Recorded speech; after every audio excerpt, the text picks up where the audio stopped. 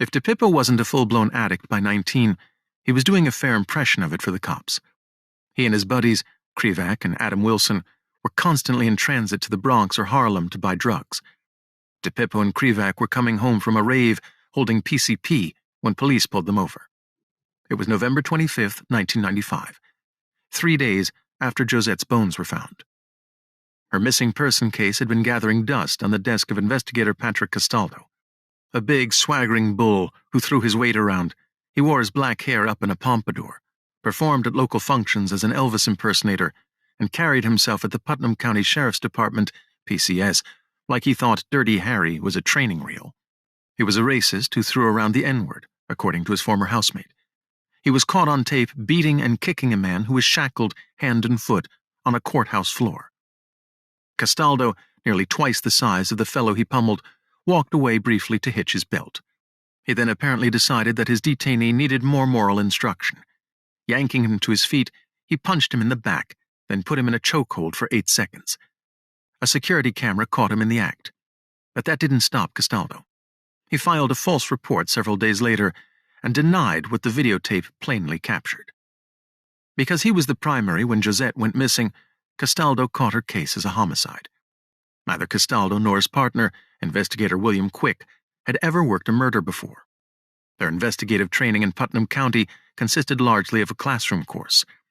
We can't know for certain what they learned there, but we do know what they didn't: the most basic rules of detection and documentation.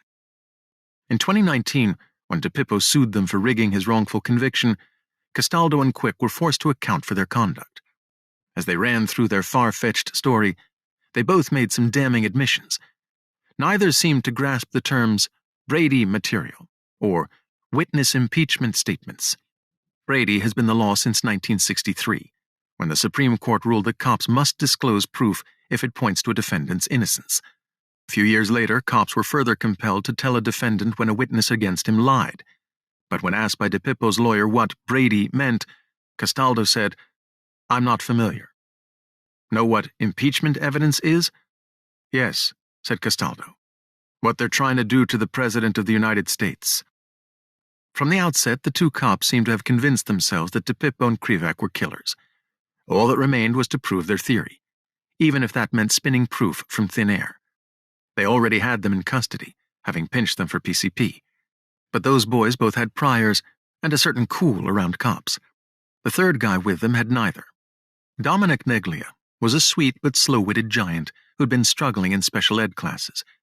Castaldo went after him like an orca does a seal. He stalked Neglia at his job and got him fired, Neglia later testified. He repeatedly rousted him out of class, then hauled him in and cracked him over the head.